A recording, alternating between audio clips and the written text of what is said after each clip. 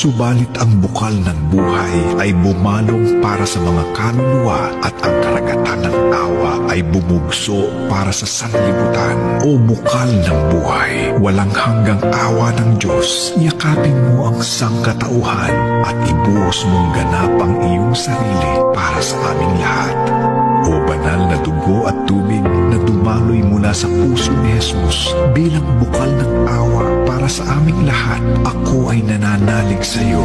O banal na dugo at tubig na dumaloy mula sa puso ni Jesus bilang bukal ng awa para sa aming lahat, ako ay nananalig sa iyo.